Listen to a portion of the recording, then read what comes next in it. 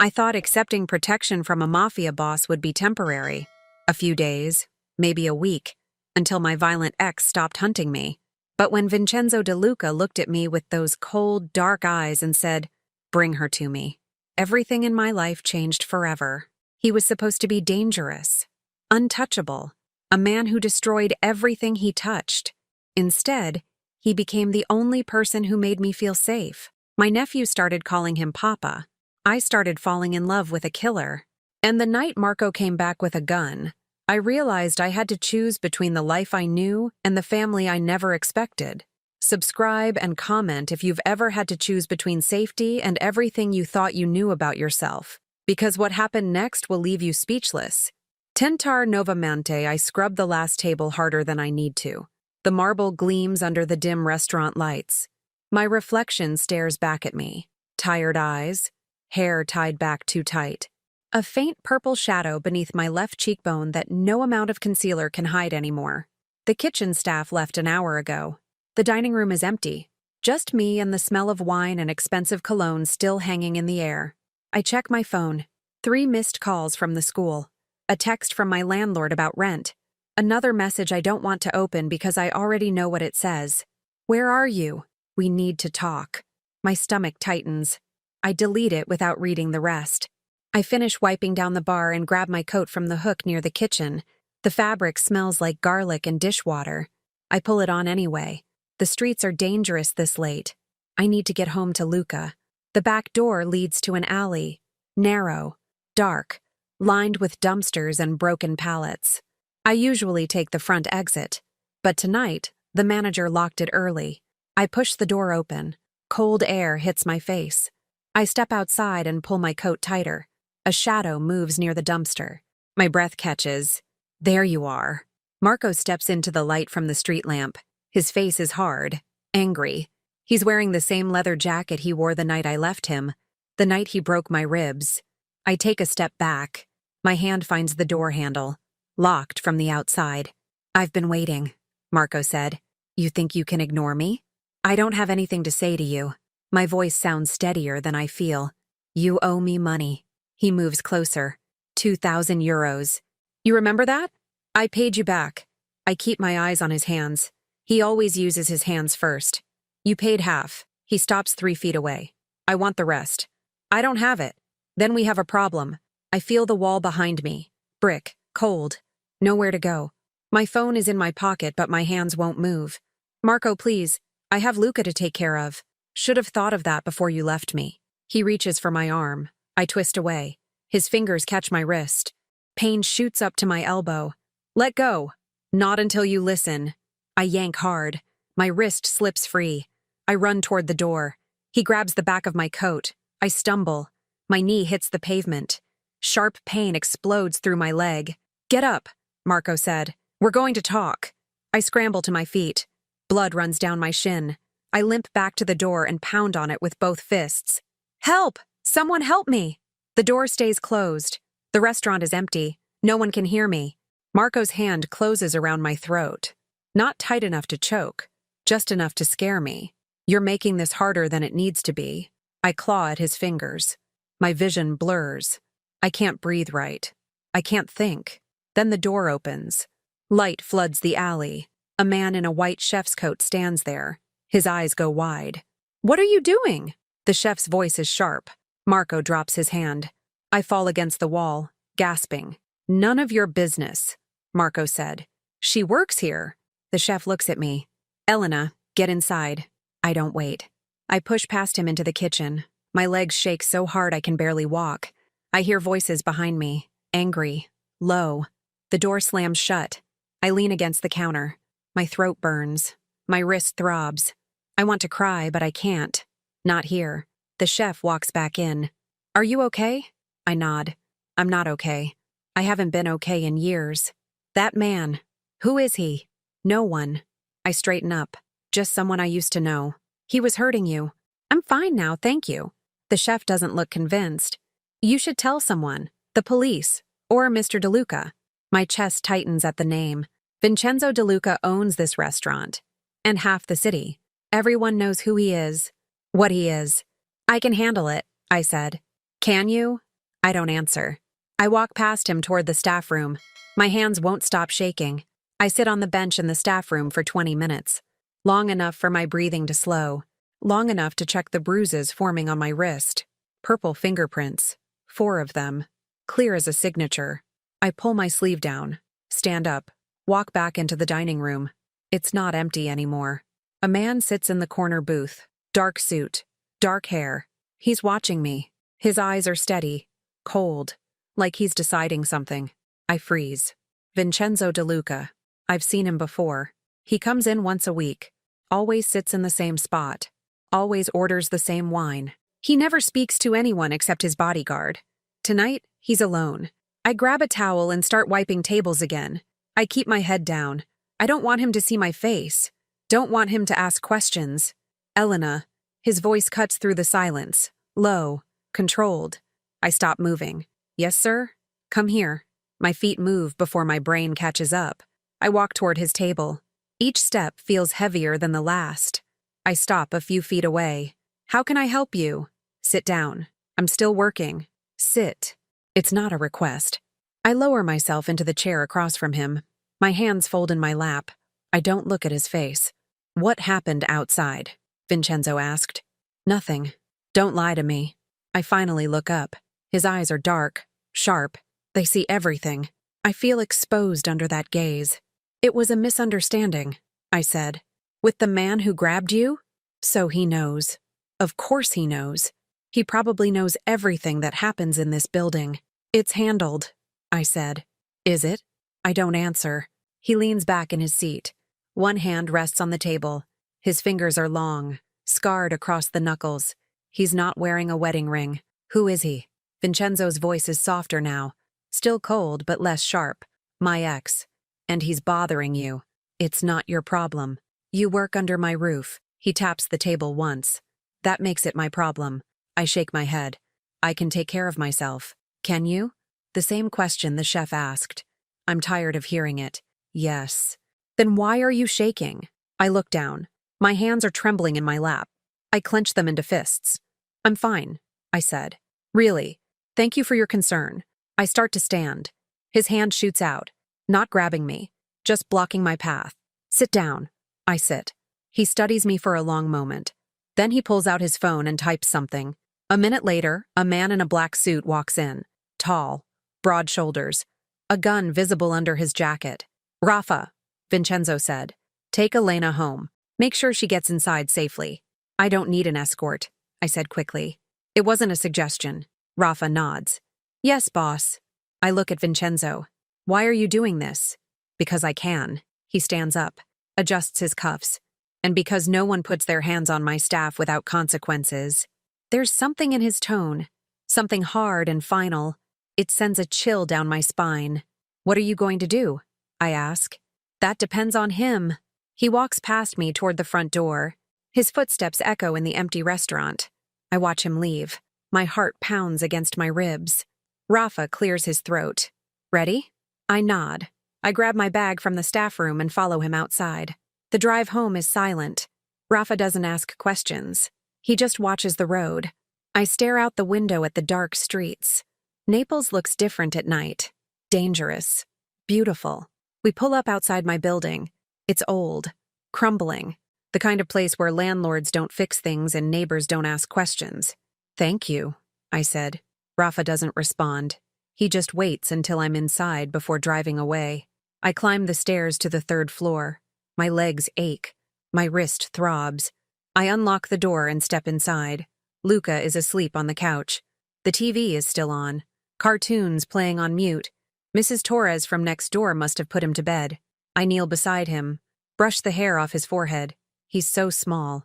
7 years old and he's already seen too much. His eyes flutter open. Elena? I'm here, baby.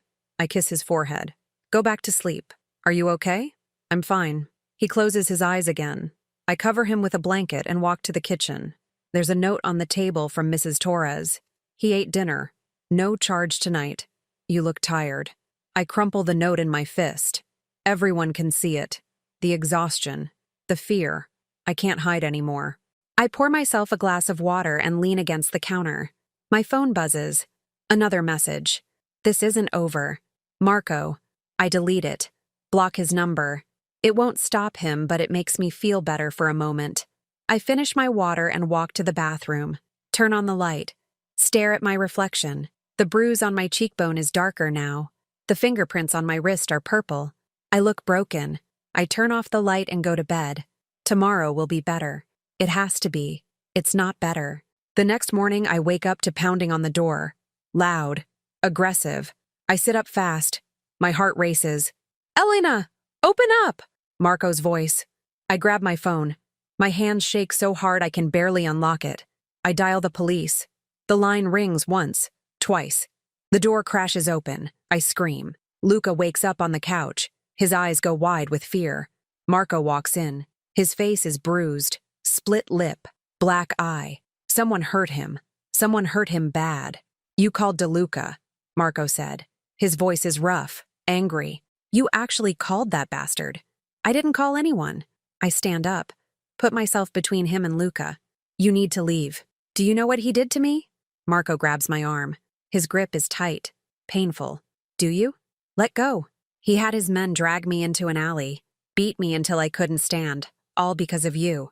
I didn't ask him to do that. You work for him. Marco shoves me back. I hit the wall. Pain shoots through my shoulder. You think you're safe now? You think he cares about you? Luca starts crying, soft, scared. The sound breaks my heart. Please, I said. Not in front of Luca. Then come with me. Right now. We'll settle this outside. I'm not going anywhere with you. His hand moves to his belt. I see the gun tucked there. Small, black, deadly. My breath catches. Come with me, Marco said again.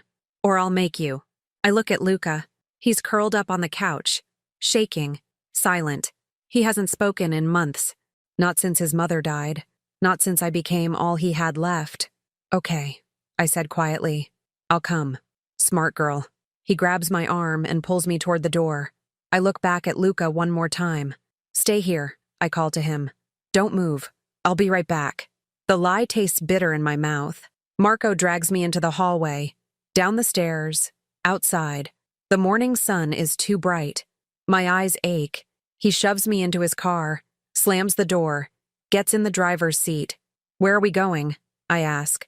Somewhere we can talk. I don't believe him. I reach for the door handle. It's locked. Marco starts the engine. Try to run and I'll go back for the kid. My blood runs cold. Don't you touch him. Then sit still and shut up. I sit still. My mind races. I need to get away. I need to get back to Luca. But Marco has a gun and I have nothing.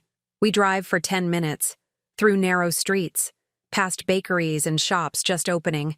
People walk by. Normal people with normal lives. No one looks at us. Marco pulls into an alley behind a warehouse, turns off the engine. Get out! I don't move. He reaches across and opens my door. Now, I step out. My legs feel weak. I look around for an escape route. There's only one way out. Through Marco. You embarrassed me, Marco said. He walks around the car. You made me look weak in front of everyone. I didn't do anything. You ran to DeLuca, like a coward. I didn't run to anyone. My voice shakes. I just wanted you to leave me alone. Too late for that. He pulls out the gun, points it at my chest. My heart stops. Marco, please. You're going to disappear, Marco said. And when DeLuca asks about you, everyone will say you just left town. No one will look for you. People will look for me. Luca needs me. Luca will be fine. He won't. Tears run down my face. Please. He's just a kid. He already lost his mother. Don't make him lose me too. Something flickers in Marco's eyes. Not sympathy, just hesitation. I take a step back, then another. Don't move, Marco said. I turn and run. A gunshot cracks through the air. I scream. The bullet hits the wall beside me. Brick explodes. Dust fills my lungs. I keep running. My feet pound against the pavement. I can hear Marco behind me, shouting, cursing. Another gunshot. This one closer. I burst out of the alley onto a main street. Cars honk. People stare. I don't stop. I run until my legs give out. I collapse on the sidewalk, gasping, shaking. My whole body hurts. A car pulls up beside me, black, expensive. The window rolls down. Vincenzo DeLuca looks at me. His face is calm, controlled, but his eyes are dark with something I can't name. "Get in," he said. I don't think. I just move. I open the door and throw myself inside. The car speeds away. I look back. Marco stands at the edge of the alley, watching. His face is twisted with rage. Then he's gone. I turn around. Vincenzo sits beside me. He's not looking at me. He's looking at his phone, typing something. "Thank you," I said. My voice cracks. "Where's the boy?" Vincenzo asked. "At home. My apartment." "Rafa," Vincenzo said to the driver. "Send 2 men to her building. 3rd floor. Get the boy. Bring him to the villa." "Wait," I said. "What?" "No. I need to go back. Your ex just tried to kill you." Vincenzo's voice is cold. "You're not going back." "But Luca, we'll be safe." He finally looks at me. "You both will be. At my home." "I can't." I shake my head. "I can't stay with you. I don't even know you." "Then get to know me." "That's not how this works." "It's how it works now." He puts his phone away. "You work under my roof. You're under my protection. That includes the boy." "I don't want your protection. You don't have a choice." I stare at him. His face is hard, unreadable. He's not asking. He's telling. "I can take care of myself," I said.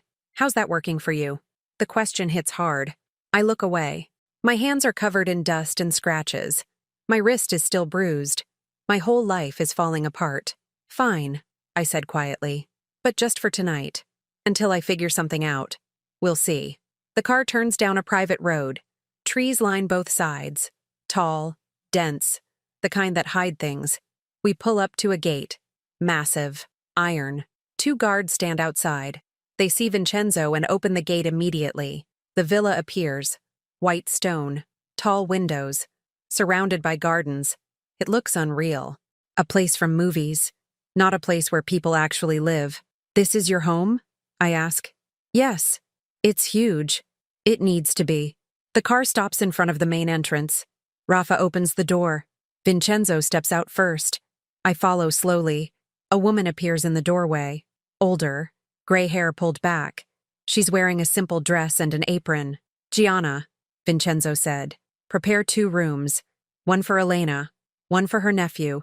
He'll arrive shortly." Gianna nods. She looks at me with kind eyes. "Welcome." "Thank you," I said. Vincenzo walks inside. I follow him through a marble entryway. Everything gleams. Expensive paintings on the walls, fresh flowers on a table. It smells clean, perfect. "Your room is upstairs," Vincenzo said. "Gianna will show you. There's a bathroom. Clothes if you need them. Anything else, just ask." "Why are you doing this?" I ask. He stops walking, turns to face me. His eyes search mine for a moment. "Because no one helped the ones I loved," he said quietly. "And I won't make that mistake again." Before I can respond, he walks away, down a hallway, out of sight. I stand there, alone, in a stranger's house, waiting for my nephew, wondering how my life became this. Gianna touches my arm gently. "Come, I'll show you your room." I follow her upstairs. My legs feel heavy. My mind is numb. She opens a door to a bedroom. It's beautiful. Soft blue walls. A large bed with white linens. Windows overlooking the garden. "The bathroom is through there," Gianna said. "I'll bring towels and clothes. Is there anything else you need?" "No, thank you." She smiles. "Luca will be here soon, don't worry." She leaves. The door closes softly. I sit on the bed. The mattress is soft. Too soft. I'm used to sleeping on a couch. I look around the room. Everything is clean. Perfect. Safe. I start crying. I can't stop. All the fear and exhaustion pours out. I cover my mouth with my hand. I don't want anyone to hear. After a while, I hear voices downstairs. A car door slamming. Then small footsteps. I wipe my face and run to the door. Open it. Look down the hallway. Luca stands at the top of the stairs. His backpack is on his shoulders. His eyes are red. He's been crying too. "Luca," I call. He runs to me. I catch him in my arms. Hold him tight. He doesn't say anything. He never does. But he clings to me with both hands. "We're okay," I whisper. "We're safe now." I don't know if I believe it, but I say it anyway. For him. A shadow moves at the end of the hallway. Vincenzo stands there, watching us. His face is unreadable. Our eyes meet. Something shifts in his expression. Just for a second. Something soft, almost human. Then it's gone. He turns and walks away. I carry Luca into the bedroom and close the door. We sit on the bed together. He leans against me, silent, trusting. Outside, the sun sets behind the trees. The villa grows quiet. For the first time in years, I feel something other than fear. I feel confused, uncertain, but also safe. And I don't know if that's better or worse. The next morning, I wake to silence. Complete silence. No traffic, no shouting neighbors, no sirens in the distance. I sit up fast. My heart races. Then I remember where I am. The villa. Vincenzo's home. Sunlight streams through the windows. The room smells clean, like lavender and fresh air. I look at the clock on the nightstand. 9 in the morning. I haven't slept this late in years. I get up and check the room next to mine. Luca is still asleep. His small body is curled under the blankets. His face is peaceful. I close the door quietly and walk to the bathroom. There's a robe hanging on a hook. Soft, white. I put it on and look in the mirror. The bruise on my cheek is darker now, yellow around the edges. The fingerprints on my wrist have faded to a dull purple. I look tired, worn out, but alive. I splash water on my face and walk downstairs. The kitchen is huge. White marble counters, stainless steel appliances. Gianna stands at the stove, stirring something in a pot. "Good morning," she said. Her voice is warm. "Did you sleep well?" "Yes, thank you. Sit. I'll make you breakfast." "You don't have to do that." Mr. DeLuca insists. She pulls out a chair for me. "Please." I sit down. My stomach growls. I haven't eaten since yesterday morning. Gianna sets a plate in front of me. Eggs, fresh bread, sliced tomatoes, coffee in a small cup. "This is too much," I said. "Eat." She smiles. "You need your strength." I pick up the fork. The eggs are perfect. Soft. Seasoned just right. I eat slowly, savoring each bite. "Where's Mr. DeLuca?" I ask. "He left early this morning. Business." "What kind of business?" Gianna doesn't answer. She just turns back to the stove. The message is clear. Don't ask questions. I finish eating and carry my plate to the sink. "Can I help with anything?" No. You're a guest." "I don't want to be a guest. I want to be useful." "Then rest." Gianna takes the plate from my hands. "You've been through a lot. Let yourself heal." I nod, but I don't feel like resting. I feel restless, trapped. I need to figure out what happens next. I walk through the villa. Each room is more beautiful than the last. High ceilings, expensive furniture, everything perfectly placed. It feels empty despite all the luxury. I find a study at the end of a hallway. The door is open. I peek inside. Books line the walls. A large desk sits in the center, papers scattered across it. A photo frame turned face down. I shouldn't go in, but curiosity pulls me forward. I walk to the desk and pick up the frame, turn it over. A woman stares back at me. Beautiful. Dark hair, bright smile. A little girl sits on her lap, maybe 4 years old. Curly hair. Same smile. Vincenzo stands behind them. His hand rests on the woman's shoulder. He's smiling too. Not the cold mask I've seen. A real smile. "What are you doing?" I spin around. Vincenzo stands in the doorway. His face is hard, angry. "I'm sorry. I was just—" "Don't touch that." He crosses the room in 3 steps. Takes the frame from my hands. "This room is private. I didn't mean to intrude." He sets the frame down, face down again. His jaw is tight. His hands clench into fists. "Who are they?" I ask quietly. "No one." "They don't look like no one." His eyes snap to mine. Dark. Dangerous. "Get out." I leave quickly. My heart pounds. I walk back to my room and close the door, lean against it. Breathe. That woman. That little girl. They meant something to him, something important. And now they're gone. Hours pass. I stay in my room with Luca. We play cards. I read him a story. He draws pictures with crayons that Gianna brought. He doesn't speak. He never does. But he hums softly while he colors. It's the most sound I've heard from him in months. A knock on the door interrupts us. Gianna pokes her head in. "Dinner is ready," she said. Mr. DeLuca would like you both to join him. We don't have to, I said. We can eat up here. He insists. Of course he does. I help Luca put his crayons away. We wash our hands and go downstairs. The dining room is massive. A long table, 12 chairs, crystal chandelier hanging overhead. Vincenzo sits at the head of the table. He's changed clothes. Black shirt, no tie. He looks relaxed, but his eyes are still guarded. Sit, he said. I take a seat across from him. Luca sits beside me. His eyes are wide, taking everything in. Gianna brings out plates. Pasta, sauce that smells rich and perfect. Bread, salad.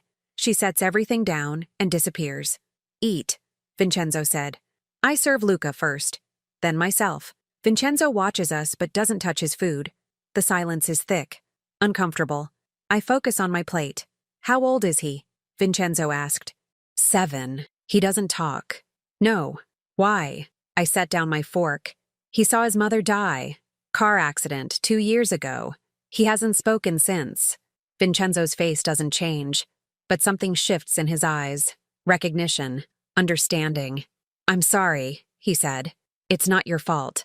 Still, we eat in silence for a few minutes.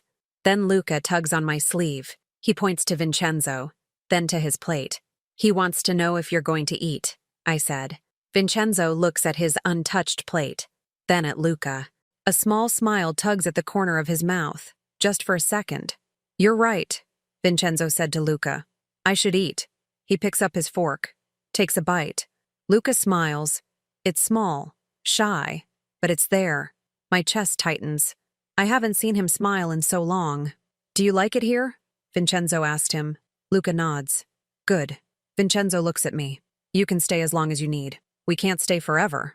Why not? Because this isn't our home. It could be. I shake my head. No, we don't belong here. Where do you belong? That apartment? Where your ex knows how to find you. I'll figure something out. Will you? His voice is sharp now. He has a gun. He tried to kill you. What makes you think he won't try again? I'll go to the police. And say what? That a man threatened you? They'll write a report and do nothing. You know how it works. I do know. I've tried before. The police don't care. Not unless you're already dead. Then what do you suggest? I ask. Stay here. Let me handle it. Handle it how? His eyes meet mine. Cold. Final. My way. A chill runs down my spine. I know what he means. I know what he is. A mafia boss doesn't solve problems with words. I don't want anyone to die because of me, I said. Then you should have thought of that before you ran.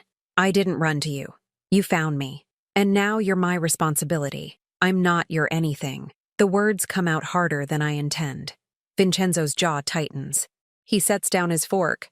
You're right, he said quietly. You're not mine, but you're under my protection, and that means I decide what happens next.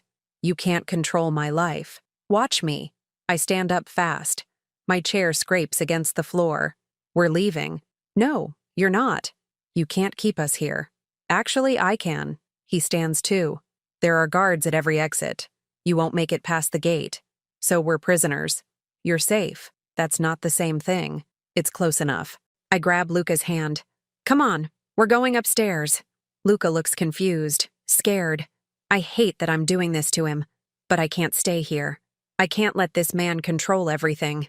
Vincenzo steps in front of me, blocks my path. Sit down. Move. Elena. His voice softens. Just a little. Please, sit down. We'll talk about this. There's nothing to talk about. There's everything to talk about. I want to push past him, but he's bigger, stronger, and I'm tired. So tired. I sit down. Luca sits beside me. He looks at me with worried eyes. Vincenzo sits too. He runs a hand through his hair. Sighs. I'm not trying to control you, he said. I'm trying to keep you alive. Why do you care? The question hangs in the air. He doesn't answer right away. He just looks at me. Really looks at me. Because I couldn't save them, he said finally. My wife, my daughter.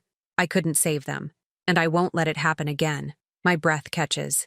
The photo in his study. The woman and little girl. They're dead. What happened? I ask softly. Car bomb. Meant for me. His voice is flat. Empty. They were in the wrong place at the wrong time. I wasn't there. I was at a meeting. By the time I arrived, it was too late. I'm sorry. Don't be sorry. Just let me help you. I don't know what to say. This man, this cold, dangerous man, he's carrying grief that mirrors my own. Okay, I said quietly. We'll stay. For now. Thank you. Luca tugs on my sleeve again. He points to Vincenzo, then to his own chest. Then he makes a drawing motion in the air. He wants to draw you something, I said. Vincenzo looks surprised. He wants to draw me? Luca nods. Okay. Vincenzo's voice is softer now, almost gentle. I'd like that. After dinner, Luca brings his crayons to the living room. Vincenzo sits on the couch.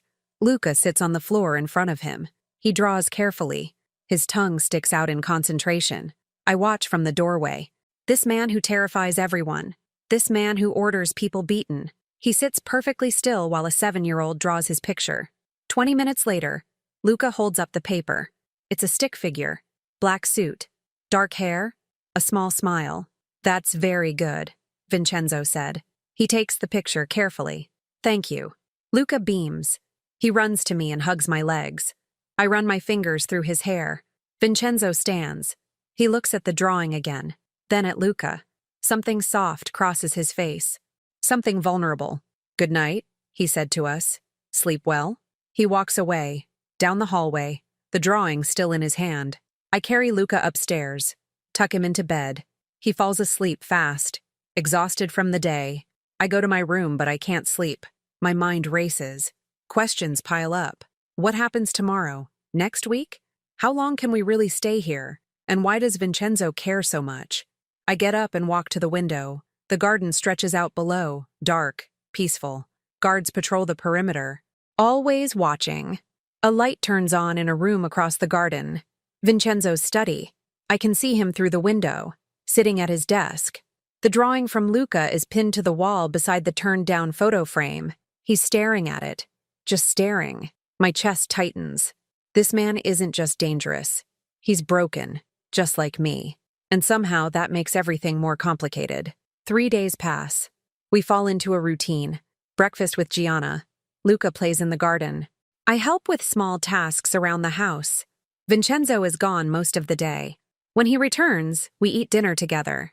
The conversations are short, careful. On the 4th day, Gianna asks me to help with laundry.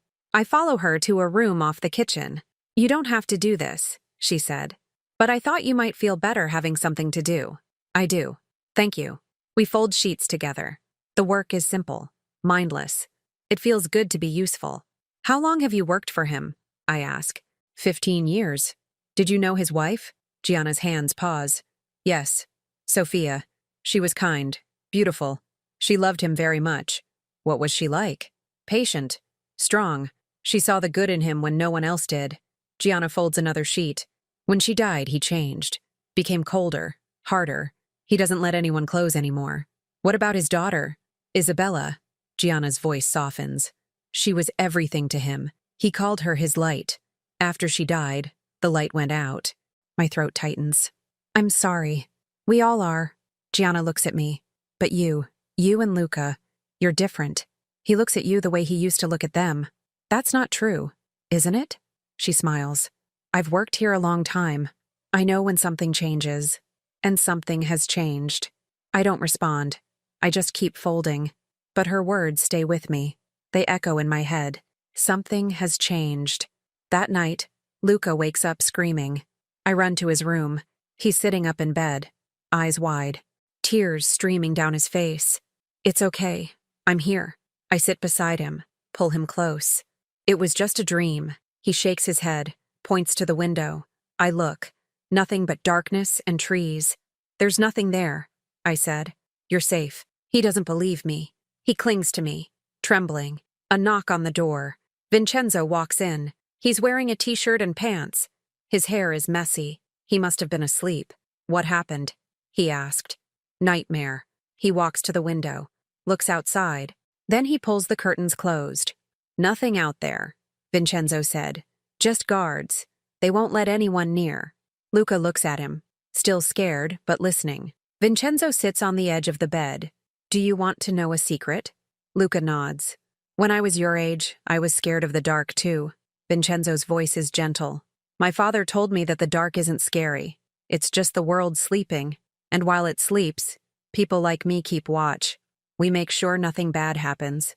Luca watches him carefully. So when you're scared at night, remember, I'm awake. My men are awake. We're keeping watch. You're safe here. Luca's breathing slows. He wipes his eyes. Then he reaches out and touches Vincenzo's hand. Vincenzo stiffens. For a second, I think he'll pull away, but he doesn't. He just sits there, letting Luca hold his hand. Better? Vincenzo asked. Luca nods. Good. Vincenzo stands. Sleep now, both of you. He walks to the door, pauses, looks back at us.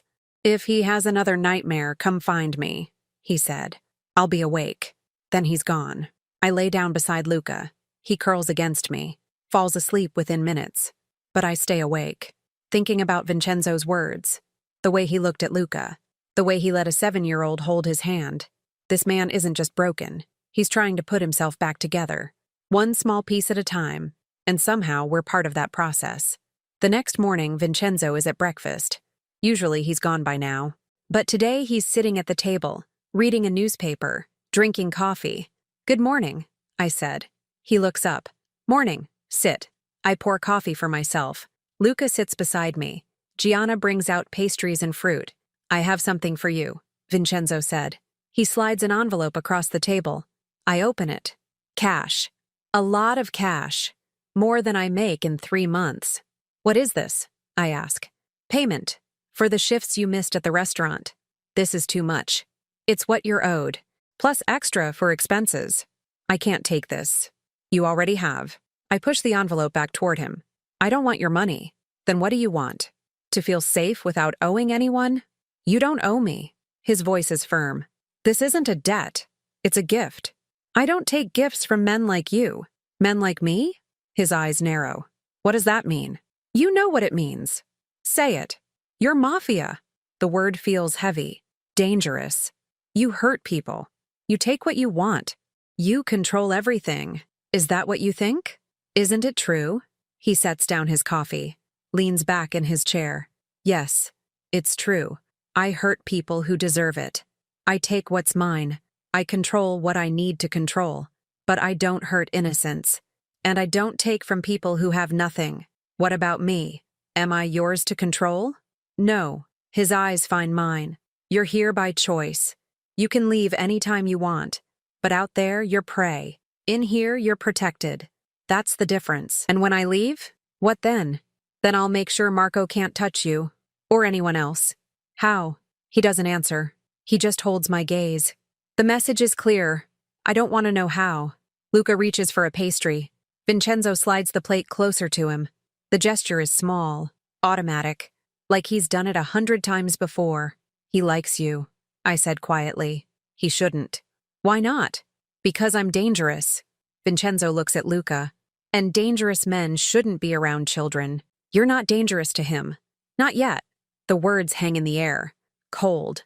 Final. But I see the truth in his eyes. He's not afraid of hurting Luca. He's afraid of letting him get close. Afraid of losing someone again. You can't protect people by pushing them away, I said. Yes, I can. No, you can't. Trust me. I've tried. He doesn't respond. He just drinks his coffee. The conversation is over, but something shifts between us. A crack in the wall he's built. Small but there. That afternoon, Vincenzo invites Luca to the music room. I follow quietly, not wanting to intrude but needing to see. A grand piano sits in the center of the room. Black, gleaming, beautiful. Do you know what this is? Vincenzo asked Luca. Luca nods. Do you want to try it? Luca looks at me. I nod. He walks to the piano, touches the keys carefully. A single note rings out. Vincenzo sits beside him on the bench. Press any key you want. There's no wrong note. Luca presses another key, then another, creating a random melody. Clumsy but sweet. Vincenzo watches him. A small smile plays at his lips. He reaches over and plays a chord, then another, building on Luca's melody. They play together, not speaking, just listening, creating something from nothing. I watch from the doorway. My eyes burn with tears. Luca hasn't smiled this much in years, and Vincenzo. He looks almost happy. The song ends. Luca looks up at him, beaming. You're good, Vincenzo said. Would you like to learn? Luca nods enthusiastically. Then we'll practice, every day, if your aunt says it's okay. They both look at me, waiting. Okay, I said. My voice cracks. That would be wonderful. Vincenzo's eyes meet mine. Something soft passes between us. Gratitude, understanding, connection. Then it's gone. He stands. Tomorrow then, after breakfast. He walks past me, out of the room. I stand there, trying to make sense of what just happened. This man, this dangerous, broken man. He's teaching my nephew to play piano. He's giving us safety, kindness, things I never expected, and I don't know how to handle it. That evening, I can't sleep. I walk downstairs. The villa is dark except for one room. Light spills from under the study door. I shouldn't go in, but my feet carry me forward. I knock softly. Come in. I push the door open. Vincenzo sits at his desk, a glass of whiskey in his hand, papers scattered everywhere. He looks tired, worn out. Can't sleep? He asked. No. Join the club. I walk in, sit in the chair across from him. The silence stretches between us. Why do you drink alone? I ask. Because no one else is awake. I'm awake. He looks at me, really looks at me. Then he pours another glass, slides it across the desk. I take it, sip. The whiskey burns going down, warm, strong. What keeps you up? Vincenzo asked. Everything. You? Same. Is that helpful? What? Drinking alone. Does it help? No. He finishes his glass. But it passes the time. I set down my glass. Lean forward. Can I ask you something? Depends. Why are you really helping us? He doesn't answer right away. He just stares at the glass in his hand. Because I see her in you, he said finally. My wife, Sophia. She was strong, brave, stubborn. She didn't take help from anyone, not even me, and it got her killed. That wasn't her fault. Wasn't it? His voice is bitter. She was in that car because I didn't insist she stay home, because I respected her independence, and it cost me everything. You can't blame yourself. Why not? Everyone else does. I don't know what to say. His pain is too raw, too real. Luca loves the piano, I said softly, changing the subject. Vincenzo's face softens. He's a natural. You're good with him. I'm trying. It shows. Does it? He looks at me. His eyes are tired, vulnerable. Because I feel like I'm failing at everything. You're not. I reach across the desk, touch his hand. You're doing more for us than anyone else has. And Luca. He hasn't smiled like that in years.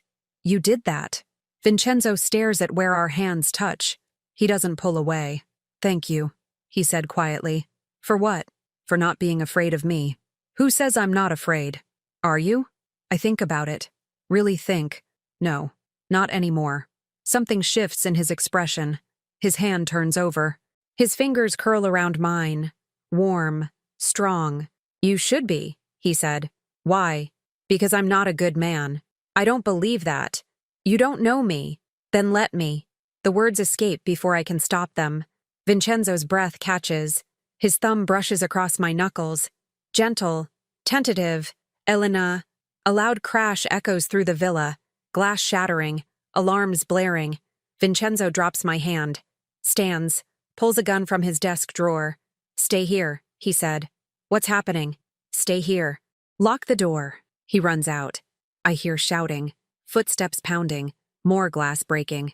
My heart races. I run upstairs to Luca's room. He's sitting up in bed, eyes wide, terrified. Come here, I call. Now. He runs to me. I pull him into my room. Lock the door. We hide in the bathroom. I hold him tight. Gunshots ring out. 3, 4. Then silence. The silence is worse than the noise. Minutes pass. Each one longer than the last. Finally, a knock on the door. Elena. It's me. Vincenzo. I open the door. He's covered in blood. His shirt is torn. A cut across his cheek. Are you hurt? I ask. Not my blood. His eyes scan the room. Land on Luca. You're both okay? Yes. What happened? Marco. Vincenzo's voice is hard. He sent men. They're gone now. Gone? Dead. The word hits hard. Men are dead. Because of us. Because Marco won't let go. This is my fault, I said. No. Vincenzo grabs my shoulders. This is his fault, not yours. People are dying. People who chose this life, who came here to hurt you. Don't blame yourself for their choices. Luca starts crying, silent tears streaming down his face. I go to him, hold him close. Vincenzo watches us. His hands clench into fists. Blood drips onto the floor. We can't stay here, I said. You're right. What? We need to leave. Tonight. I have a place by the coast. No one knows about it. We'll be safe there. For how long? As long as it takes. To do what? His eyes meet mine. Dark. Final. To end this. The car ride takes 2 hours. Vincenzo drives in silence. His jaw is tight. His knuckles are white on the steering wheel. The cut on his cheek has stopped bleeding, but it looks angry. Raw. I sit in the back with Luca.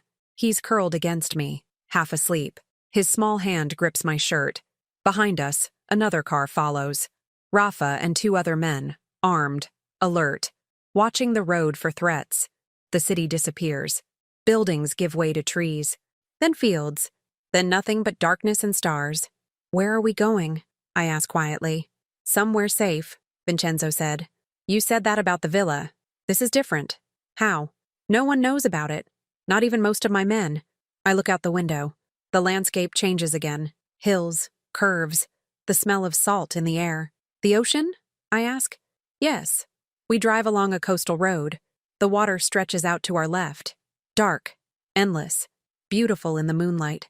Finally, we turn down a narrow drive. Trees hide us from the main road. The drive winds for half a mile before opening to a clearing. A house sits at the edge of a cliff. Stone. 2 stories. Simple but elegant. Windows facing the sea. Garden overgrown, but charming. This was Sophia's, Vincenzo said. She bought it before we were married. Said it was her escape. Somewhere she could think. It's beautiful. She thought so too. He parks near the front door. Gets out. Opens my door. I carry Luca inside. The house is dark but clean. Someone maintains it, keeps it ready. Vincenzo turns on lights. The interior is warm, cozy. Nothing like the villa. This place feels lived in, loved. Upstairs, Vincenzo said. 2 bedrooms. Take whichever you want. I carry Luca up the stairs. The first bedroom has a view of the ocean, a large bed with blue blankets. I lay him down, pull the covers over him. He's already asleep. I kiss his forehead and walk back downstairs. Vincenzo stands in the kitchen, pouring water into a glass. His shirt is still covered in blood. His hands shake slightly. You should clean up, I said. In a minute. Now, before Luca wakes up and sees you. He looks down at himself, realizes I'm right. He sets down the glass. There's a bathroom through there, he said. I'll shower. He disappears down a hallway. I hear water running. I walk through the house, checking windows, locking doors. The habits of someone always looking over their shoulder. Rafa knocks on the front door. I open it. He nods once. We'll patrol the perimeter, Rafa said. 4-hour shifts. No one gets near this place. Thank you. Don't thank me. Just stay inside. He leaves. I lock the door behind him. Walk back to the kitchen. Make coffee. My hands shake as I pour. Tonight could have been so much worse. Marco's men broke into the villa. They had guns. They wanted to hurt us. And Vincenzo stopped them. With violence. With death. I should be horrified. I should be planning how to leave. How to disappear. But I'm not. I'm just tired. And grateful. And confused. Vincenzo returns. He's wearing clean clothes. Black t-shirt. Gray pants. His hair is wet. The cut on his cheek looks better. Cleaned and treated. Coffee? I ask. Please? I pour him a cup. He drinks it black. No sugar, no milk. Just bitter and strong. Thank you, he said. For what? For not running. Most people would have. Most people don't have a 7-year-old depending on them. Still, I sit across from him at the small kitchen table. The house is quiet. Just the sound of waves crashing outside. What happens now? I ask. We wait. For what? For Marco to make a mistake. He will. They always do. And then? Then I end it. Meaning you kill him. Yes.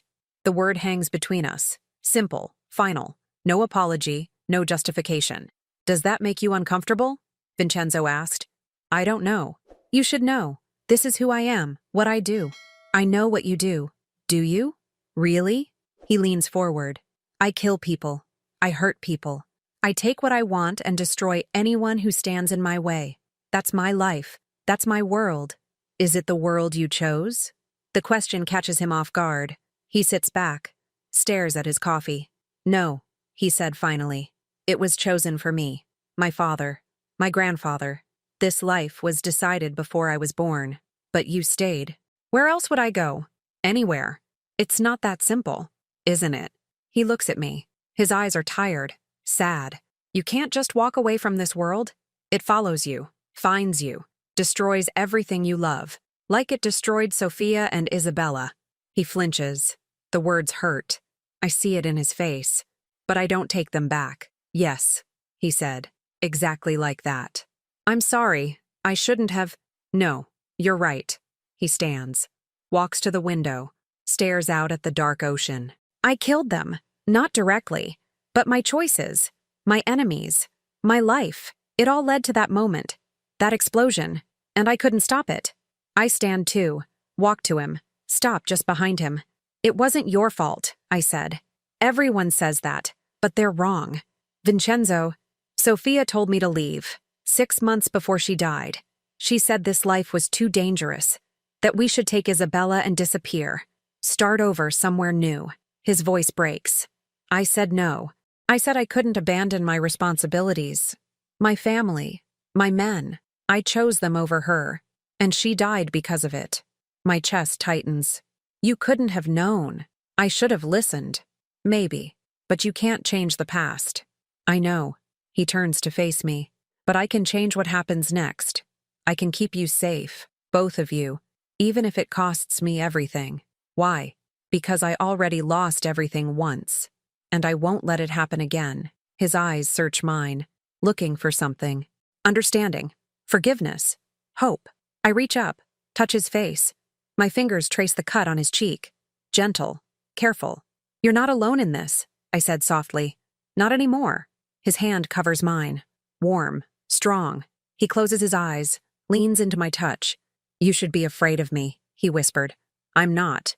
You should be. But I'm not. He opens his eyes. They're darker now, intense. Something raw and vulnerable shows through the cracks in his mask. Elena. Footsteps on the stairs. We pull apart quickly. Luca appears in the doorway. His eyes are red. He's been crying again.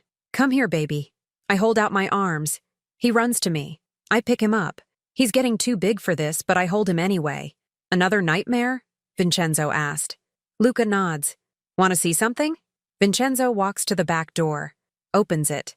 Come on. We follow him outside. The garden leads to a path. Stone steps carved into the cliff. They wind down to a small beach below. The moon is bright. The sand gleams silver. Waves roll in gently. Peaceful. Beautiful. Sophia used to come down here when she couldn't sleep, Vincenzo said. She said the ocean made everything feel small. All her worries. All her fears. The water took them away. Luca wiggles in my arms. I set him down. He walks to the water's edge. Lets the waves touch his toes. He looks back at us. Smiling. He likes it, I said. Good. Vincenzo sits on a large rock. Watches Luca play. This place was her gift to me. She said even men like me need somewhere to rest. She sounds wise. She was.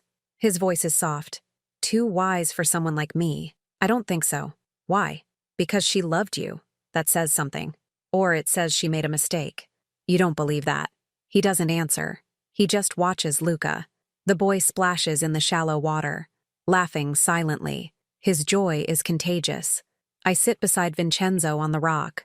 Our shoulders almost touch. The night air is cool. Salt and wind on my skin. Thank you, I said. For what?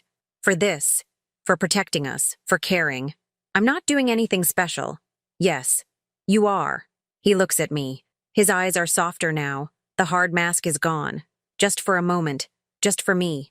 Elena, don't. I shake my head. Don't push me away. Not tonight. I'm trying to do the right thing. What's the right thing? Keeping my distance. Not dragging you deeper into my world. Too late for that. It's never too late. Yes, it is. I turn to face him fully. We're already here, already in this, and I'm not leaving. You should, but I won't. His jaw tightens. He looks away, back at the ocean, at Luca, anywhere but at me. You're making this harder, he said. Good. Elena, stop pushing, stop fighting. Just let yourself feel something. I feel too much. That's the problem. The confession surprises both of us. He stands quickly, walks toward Luca. I follow. We spend an hour on the beach. Luca collects shells. Vincenzo shows him how to skip stones. I watch them together. This dangerous man and this silent child. They fit somehow. Two broken pieces that make something almost whole. Finally, Luca yawns. His eyes droop. I carry him back up the stairs. Vincenzo follows behind. Quiet. Thoughtful. I put Luca to bed again. This time he falls asleep fast. Peaceful. The ocean worked its magic. I find Vincenzo in the living room. He's standing by the fireplace, looking at photos on the mantel. Sophia, Isabella, a whole life captured in frames. She would have liked you, Vincenzo said, not turning around. How do you know? Because you're like her. Strong, stubborn, kind even when the world doesn't deserve it. I'm not that kind. You are. He finally looks at me. You could have left the moment I offered you money, gone somewhere far away, but you stayed, because leaving would mean abandoning Luca. That's kindness. That's survival. No, that's love. The word sits between us. Heavy. Complicated. Neither of us knows what to do with it. I should sleep, I said. Elena, wait. I stop. Turn back. Vincenzo crosses the room, stops in front of me. Close, but not touching. His eyes search mine. I need you to understand something, he said. What? This. Us. Whatever this is, it can't happen. Why not? Because I destroy everything I touch. Everyone I love. I won't do that to you. You don't get to decide that. Yes, I do. No, you don't. I step closer. I'm not Sophia. I'm not Isabella. I'm me. And I make my own choices. Even if those choices get you killed, even then, his breath catches. His hand reaches up, cups my cheek. His thumb brushes across my skin, gentle, tentative. You're impossible, he whispered. So are you. For a moment, we just stand there, breathing, existing in the same space. The world narrows to just us, just this moment. Then he pulls away, steps back. The mask falls back into place. Good night, Elena. Good night. I walk upstairs. My heart pounds. My skin burns where he touched me. I lie in bed staring at the ceiling. Sleep doesn't come. Downstairs, I hear him moving around, pacing, restless. We're both haunted, both broken, both fighting something we can't name. And I don't know if that brings us together or tears us apart. The days pass slowly. We settle into a rhythm. Breakfast together. Luca plays on the beach. Vincenzo teaches him piano on the old upright in the living room. I cook with Gianna's recipes that Vincenzo keeps in a notebook. Rafa and his men patrol constantly. The house feels safe, isolated, like the rest of the world doesn't exist. But it does. And Marco is still out there. One morning, Vincenzo receives a phone call. He steps outside to take it. When he comes back, his face is hard, angry. What happened? I ask. Marco made contact. He wants to negotiate. Negotiate what? You. In exchange for leaving my businesses alone. My stomach drops. What did you say? I told him to go to hell. Vincenzo. No. His voice is sharp. You're not going anywhere near him. Ever. But if it would end this, it won't end anything. He'll kill you the moment he has you. I'm not giving him that chance. So what do? We wait.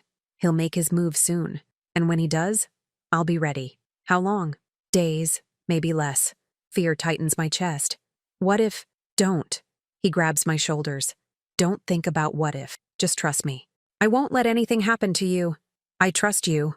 Do you? Yes. Something shifts in his expression. Surprise. Relief. He pulls me into his arms, holds me tight. His heart pounds against my cheek. I won't fail you, he whispered. I promise. I close my eyes. Let myself believe him. Just for a moment. That afternoon, Luca and I walk along the beach. The sun is bright. The water is clear. He finds a crab hiding under a rock. His eyes light up. He shows it to me carefully. "It's beautiful," I said. He nods, puts the crab back, watches it scurry away. I sit on the sand. He sits beside me. We watch the waves together. Silent, peaceful. Then he does something unexpected. He takes my hand, and he squeezes it 3 times. My breath catches. I know what it means. Sophia taught it to me once. 3 squeezes. "I love you. I love you too, baby," I whisper. He leans against me. Content. Safe. Footsteps behind us. Vincenzo walks down the beach, his hands in his pockets. His expression softer than usual. "Room for one more?" he asked. Luca nods enthusiastically, pats the sand beside him. Vincenzo sits.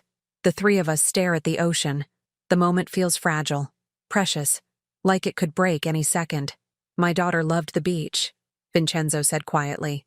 "She would spend hours collecting shells, building castles. She said the ocean was magic." Luca looks at him, listening. "She was right," Vincenzo continued. "There's something about the water. It makes you feel small, but also connected, like you're part of something bigger." I reach over, take his hand. He doesn't pull away. He just holds on, tight. "She would have liked Luca," I said. "She would have loved him." Luca stands up, walks to the water, starts drawing in the wet sand with a stick. Shapes, letters. He's concentrating hard. After a few minutes, he steps back, calls to us with a gesture. We stand up, walk over, look at what he drew. 3 stick figures, holding hands. A house behind them. The sun above. A family. My eyes burn with tears. Vincenzo's hand tightens around mine. "Is that us?" I ask Luca. He nods. Smiles. Vincenzo kneels down, eye level with Luca. "Is this what you want? A family?" Luca nods again, more certain this time. "Then I'll do everything I can to make that happen," Vincenzo said. His voice is thick, emotional. "I promise you." Luca throws his arms around Vincenzo's neck, hugs him tight. Vincenzo freezes. Then slowly, carefully, he hugs him back. I watch them, these 2 broken souls, finding comfort in each other. Tears stream down my face. I don't wipe them away. When they pull apart, Vincenzo stands, looks at me. His eyes are wet too. "Elena." A gunshot cracks through the air. The world explodes. Vincenzo shoves me down. I grab Luca, pull him against me. Another shot, then another. "Stay down," Vincenzo shouts. He pulls his gun from his waistband, returns fire. Rafa and his men come running. More gunshots. Shouting. Chaos. I cover Luca with my body. He's shaking, crying silently. I whisper in his ear, telling him it's okay. We're okay. Lies that taste like ash. The gunfire stops. Silence falls. Worse than the noise.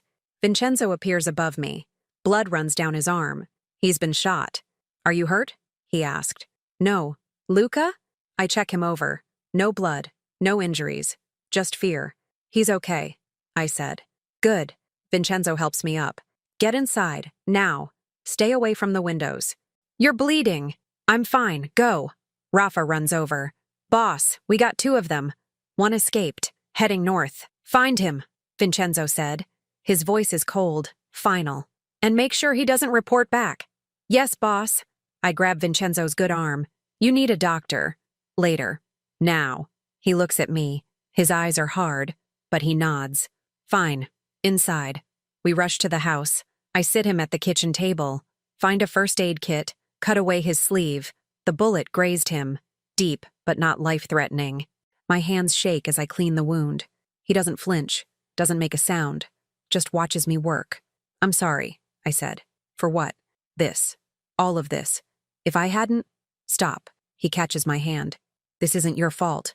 Marco made his choice. Now I'll make mine." "What does that mean?" "It means this ends. Tonight." Fear spikes through me. "You're going after him." "Yes." "Let me come with you." "No." "Vincenzo." "No." His grip tightens. "You stay here, with Luca, where it's safe. I'll handle Marco. What if something happens to you?" "It won't." "You don't know that." "I do." He stands, winces slightly. "I've been doing this my whole life. I know how it ends." "That's not reassuring." He almost smiles. Almost. Trust me. I do. That's what scares me. He cups my face. His thumb brushes across my cheek. I'll come back. I promise. Don't make promises you can't keep. I always keep my promises. He leans in. His forehead touches mine. We breathe together. Existing in this moment, this fragile, terrifying moment. Be careful, I whisper. Always. Then he's gone. Out the door. Into the night. Taking all my hope with him. I lock the door, check on Luca. He's hiding under his bed. Shaking. I crawl under with him. Hold him close. Vincenzo will fix this, I said. He'll keep us safe. Luca looks at me. His eyes ask the question his voice can't. What if he doesn't come back? He will, I said firmly. He promised.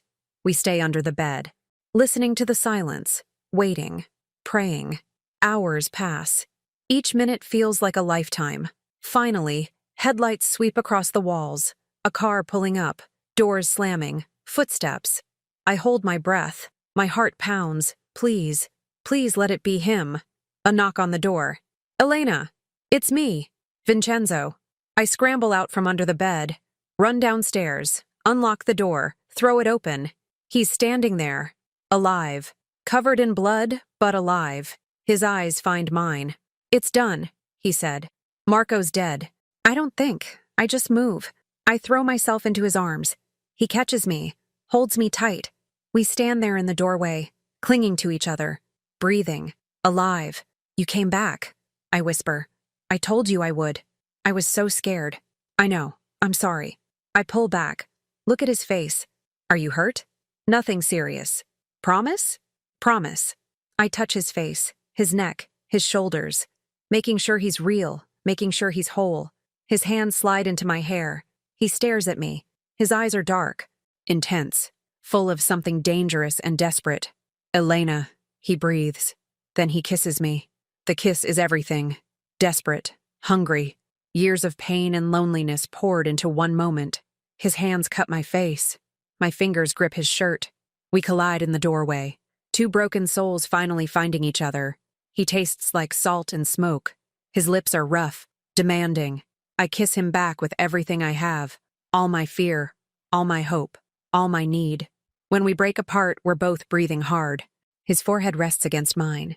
His eyes are closed. I shouldn't have done that, he whispered. Yes, you should have. Elena, don't. I pull back slightly. Don't take this back. Not now. I'm covered in blood. I don't care. You should. But I don't. He opens his eyes. They're darker than I've ever seen them, filled with want and fear and something I can't name. This changes everything, he said. I know. We can't go back. I don't want to. His jaw tightens. His hands slide down to my shoulders. He looks at me like he's memorizing every detail, every line, every shadow. Go upstairs, he said quietly. Check on Luca. I need to clean up. Vincenzo, please, just give me a few minutes. I nod. Walk upstairs. My legs feel weak. My whole body trembles. I check on Luca. He's asleep under the bed, exhausted from fear. I carry him to the mattress, tuck him in, kiss his forehead. Then I go to my room, sit on the edge of the bed, touch my lips. They still burn from his kiss. Everything has changed. He's right about that. But I don't care. I've spent years being careful, being afraid, protecting myself from pain, and it got me nowhere. Maybe it's time to stop protecting. Maybe it's time to feel something real. I hear water running downstairs, the shower. He's cleaning off the blood, washing away the violence, becoming human again. I wait. My heart pounds. My mind races. What happens now? What do we do? Footsteps on the stairs. A knock on my door. Soft, hesitant. Come in, I said. The door opens. Vincenzo stands there. Clean clothes, wet hair. The blood is gone, but his eyes still carry the weight of what happened. Is he okay? Vincenzo asked, meaning Luca. He's sleeping. Good. Silence stretches between us. Thick, charged. He doesn't move from the doorway. I don't move from the bed. I'm sorry, he said finally. For what? For kissing you. For dragging you into this. For all of it. Stop apologizing. I can't. I stand up. Walk to him. Stop just inches away. I'm not sorry. And I don't want you to be either. Elena, Listen to me. I place my hand on his chest. His heart pounds beneath my palm. I know what you are, what you do. I'm not naive. I'm not pretending this is some fairy tale. Then what is this? Real. I look up at him. It's real. Messy and complicated and terrifying, but real. His hand covers mine, warm, strong. You deserve better. Maybe. But I want this. You don't know what you're saying. Yes, I do. I step closer. I've spent 2 years protecting Luca, surviving, barely living. You're the first person who made me feel safe enough to actually feel something. That's not enough reason. It's every reason. My voice breaks. You make me feel alive, scared and confused and alive, and I don't want to go back to just existing. His breath catches. His thumb brushes across my knuckles. I'm afraid I'll hurt you. You will. Eventually. That's what people do. But I'd rather be hurt by something real than safe with nothing. He stares at me, searching for something. Permission, absolution, hope. Then he kisses me again. Slower this time, deeper. His hands slide around my waist, pull me against him.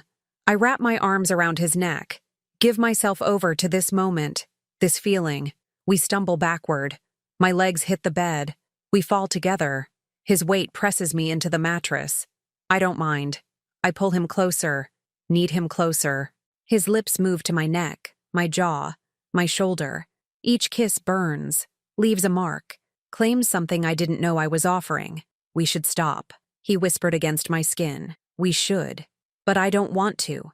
Then don't. He pulls back, looks at me. His eyes are wild, vulnerable. Are you sure? Yes? Elena? I'm sure. He kisses me again, slower, gentler, like he's afraid I'll break. But I won't break. Not anymore. I'm tired of being fragile. We make love in the darkness, quiet, careful. His hands map every inch of my skin. I learn the scars on his body. Each one tells a story.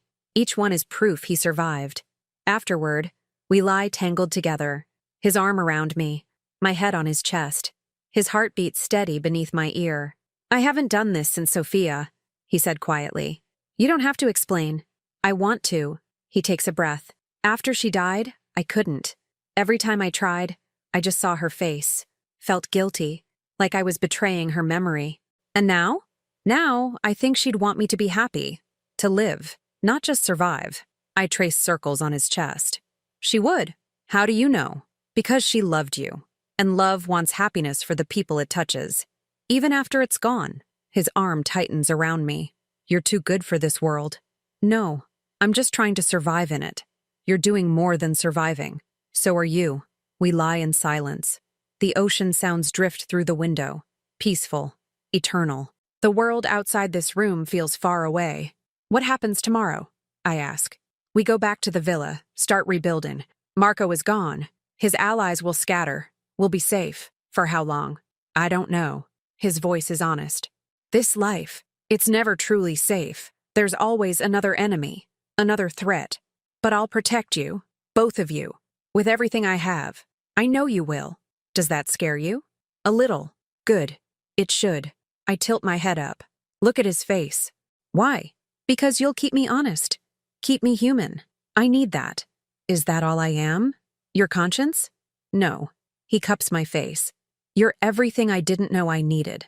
My breath catches. Vincenzo, I mean it. You and Luca, you brought light back into my life, made me remember what I'm fighting for. And what's that? This. Us. Family. The word sits between us. Heavy. Beautiful. Terrifying. Family, I repeat softly. If you want it. I want it. He kisses me again. Soft. Sweet. A promise sealed with touch. We fall asleep wrapped around each other. Safe. Together. Home. Morning comes too fast. Sunlight fills the room. I wake first. Vincenzo's arm is still around me. His face is relaxed. Peaceful. Younger without the mask of control. I slip out of bed carefully, put on my clothes, check on Luca. He's still asleep, curled up with his blanket. His face is calm. I go downstairs, make coffee, stand at the window watching the ocean. The waves roll in steady, constant. No matter what happens on land, the water keeps moving. Footsteps behind me. Arms wrap around my waist. Vincenzo pulls me against his chest, kisses my shoulder. Good morning, he said. Good morning. Sleep well? Better than I have in years. Me too. We stand like that, watching the water, existing in this quiet moment. Everything feels different now, lighter, less heavy. Rafa wants to leave by noon, Vincenzo said. Get back to the villa before dark. Is that okay? Yes. Elena, I know what you're going to say. That last night doesn't change anything, that we still have to be careful, that this life is dangerous. Actually, I was going to say that last night changed everything, and I'm not sorry. I turn in his arms, look up at him. Really? Really. He touches my face. I've spent 5 years drowning in guilt, pushing everyone away, building walls so high no one could reach me. And then you came along. You and Luca. And suddenly those walls don't seem necessary anymore. What are you saying? I'm saying I want this. Us. I want to try. My chest tightens. Even though it's complicated. Especially because it's complicated. He smiles. A real smile. The first I've seen. Nothing worth having comes easy. That's very philosophical. Sophia used to say that. Guess some of her wisdom stuck. I touch his face. She'd be proud of you. I hope so. We kiss. Slow. Deep. The world narrows to just us. Just this feeling. This connection. Luca's footsteps thunder down the stairs. We break apart quickly. Vincenzo smooths his hair. I straighten my shirt. Luca runs into the kitchen. Stops. Looks between us. His eyes are knowing. Wise beyond his years. Good morning, Luca, Vincenzo said. Luca smiles. Gives us a thumbs up. Then he walks to the table. Sits down. Waits for breakfast. I look at Vincenzo. He looks at me. We both laugh. The tension breaks. Everything feels normal. Natural. Right. We eat breakfast together. Pancakes and fruit. Luca tells us about his dreams using gestures. Vincenzo translates. I add details. We're learning how to be a unit. How to exist together. After breakfast, we pack. Rafa arrives with 2 cars. Men load our things. The house is cleaned. Locked. Left behind like a beautiful dream. I take one last look at the beach. The ocean. The place where everything changed. Where we became something new. Ready? Vincenzo asked. Yes. The drive back is quiet but comfortable. Vincenzo holds my hand. Luca sleeps in the back seat. Rafa drives with his eyes on the road. Professional. Discreet. We arrive at the villa in the afternoon. The gates have been repaired. New guards are posted. Everything looks normal. But it feels different. I carry Luca inside. He wakes up as we cross the threshold. Looks around. Recognizes where we are. He seems relieved. This place has become home. Gianna rushes to greet us. She hugs Luca. Then me. Then she looks at Vincenzo. Something passes between them. Understanding. Approval. Welcome home, she said. Her voice is warm. Knowing. Thank you, Gianna, Vincenzo said. She disappears into the kitchen. Humming softly. Happy. Vincenzo carries our bags upstairs. I follow with Luca. We pass the guest room where I stayed before. Vincenzo doesn't stop there. He continues down the hall to a different door. This is my room, he said. Our room, if you want it. I look at the door, then at him. Are you sure? I've never been more sure of anything. I nod. He opens the door. The room is large, clean, modern. A massive bed. Windows overlooking the garden. It smells like him. Cedar and soap. Luca's room is next door, Vincenzo said. Connected, so he can reach us if he needs to. You thought of everything. I want you to feel safe here, both of you. I set Luca down.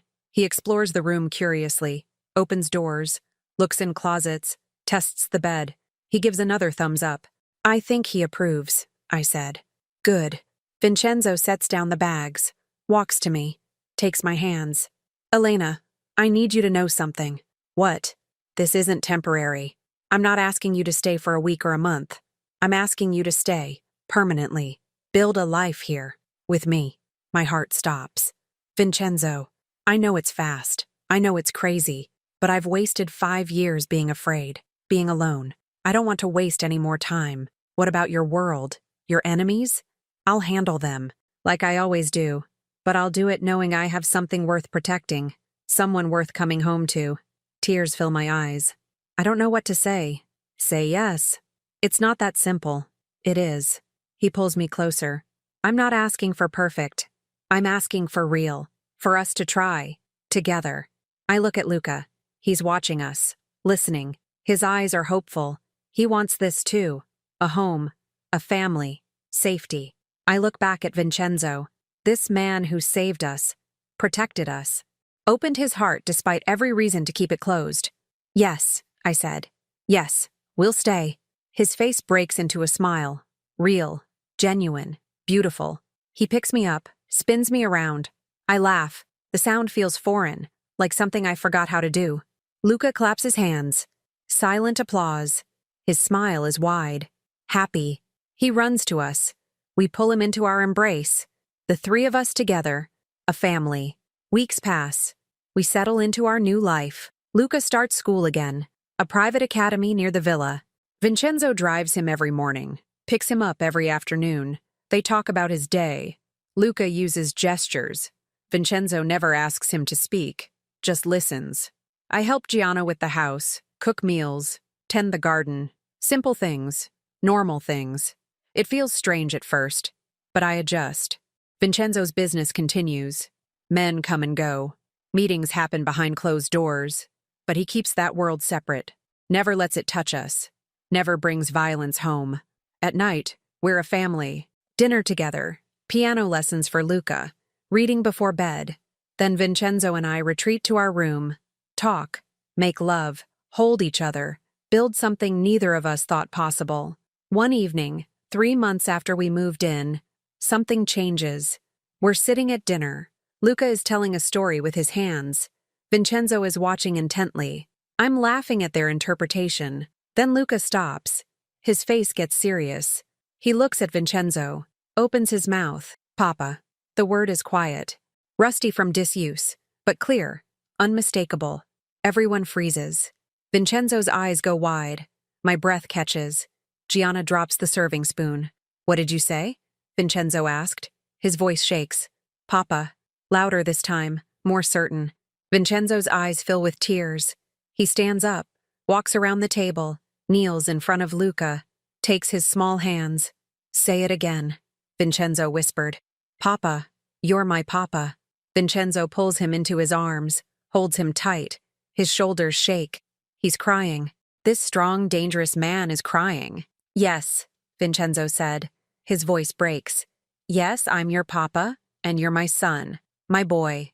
I cover my mouth. Tears stream down my face. Gianna wipes her eyes with her apron. The moment is too big, too beautiful, too perfect. Luca speaks. After 2 years of silence, and his first word is Papa. Vincenzo pulls back, looks at him, touches his face. How do you feel? Vincenzo asked.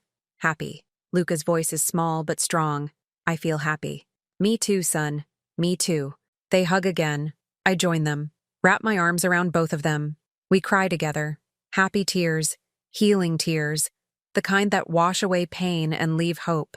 6 months after we moved in, Vincenzo takes me to the beach house. Just the two of us.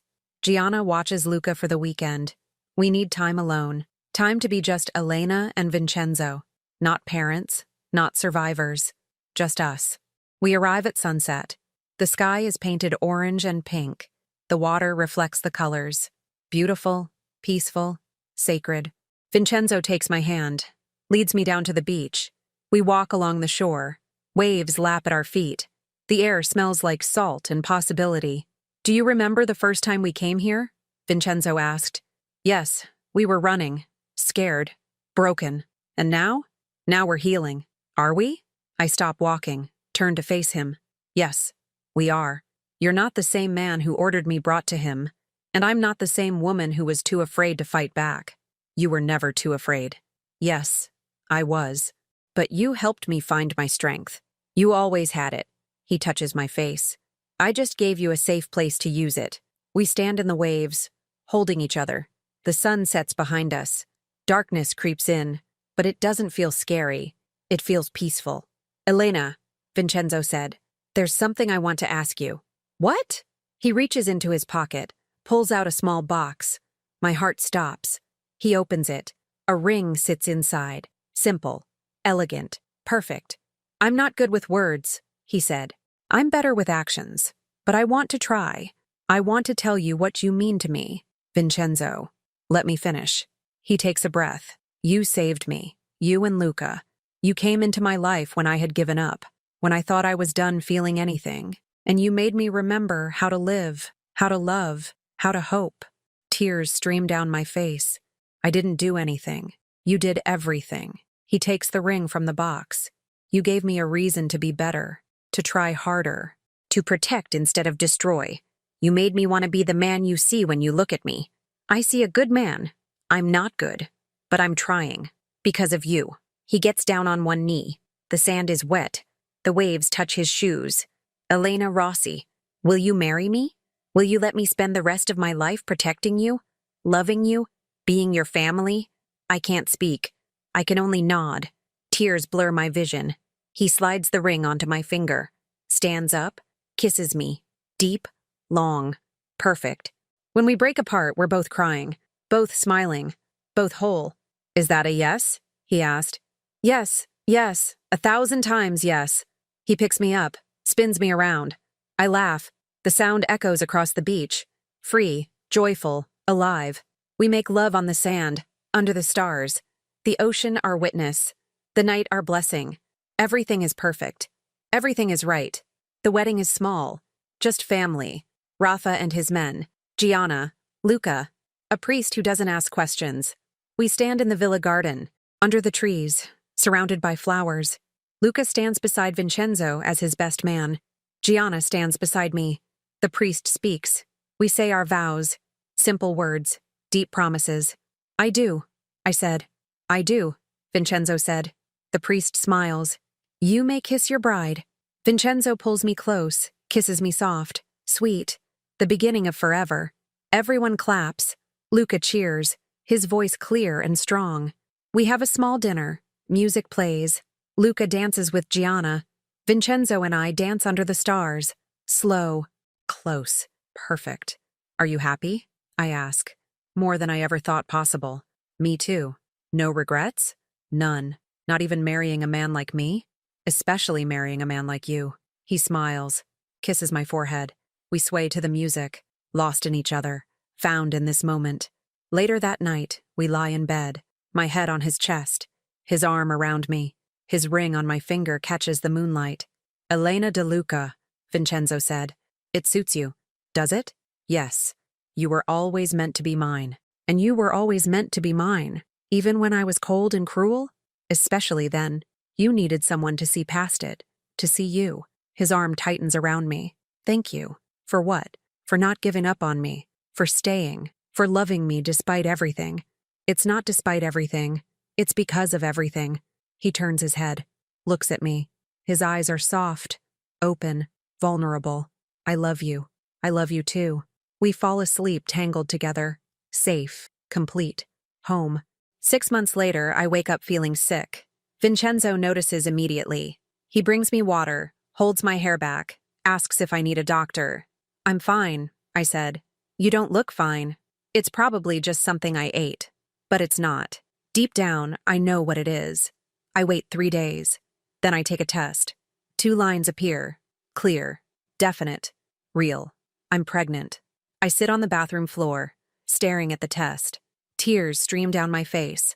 Happy tears, scared tears, overwhelmed tears. A knock on the door. Elena, are you okay? I open the door. Vincenzo stands there, concern written across his face. I hold up the test. Show him. His eyes go wide. He stares at it, then at me, then back at it. Are you? Yes. Yes. He pulls me into his arms, holds me so tight I can barely breathe, but I don't mind. I hold him back. We stand in the bathroom, crying, laughing, overwhelmed by this gift. Another child, he whispered. A chance to do it right. You already do it right. With Luca. But this time from the beginning? This time I'll be there for everything. I pull back. Look at him. Are you happy? Elena, I'm terrified and thrilled and grateful and so incredibly happy I can barely breathe. I laugh. Me too. He kneels down, presses his hand against my stomach. Still flat, but growing a life. Our life. Hello, little one. he said softly. I'm your papa, and I promise I'll protect you, love you, be there for everything. You're so wanted, so loved already. Tears streamed down my face again. This man, this beautiful, broken, healing man, he's going to be a father again, and this time, he'll get to experience it all. We tell Luca that night. At dinner, Vincenzo and I sit him down, hold his hands. We have something to tell you, I said. What? Luca asked. His voice is stronger now, more confident. You're going to be a big brother. His eyes go wide. Really? Really, Vincenzo said. There's a baby growing in Elena's belly. Your little brother or sister. Luca throws his arms around me, hugs me tight. Then he hugs Vincenzo. His smile is so wide it takes up his whole face. I'm going to be the best big brother, Luca said. I know you are, Vincenzo said. The very best. That night, after Luca goes to bed, Vincenzo and I sit on our balcony, looking at the stars. His hand rests on my stomach, protective, loving. I never thought I'd have this again, he said. A family, children, love. But you do. Because of you. Because of us. He kisses me, soft, deep, full of promise. The future stretches before us, unknown, uncertain, but together, always together. 9 months later, on a warm spring morning, our daughter is born. Small, perfect, with dark hair and her father's eyes. We name her Sofia Isabella, after the two who came before, the two who led us to each other. Vincenzo holds her in the hospital, stares at her with wonder, with fear, with overwhelming love. Tears stream down his face. She's perfect, he whispered. She is. Sofia would have loved her. She does love her. From wherever she is. He looks at me. Thank you. For what? For giving me this. For giving me everything. You gave me everything first. We sit together. Our daughter between us. Our family complete. The pain of the past doesn't disappear, but it transforms. Becomes something bearable. Something that reminds us how precious this moment is. Luca visits later that day. He holds his sister carefully, talks to her softly, tells her about the family she was born into, the love waiting for her. I'll protect you, Luca said. Always.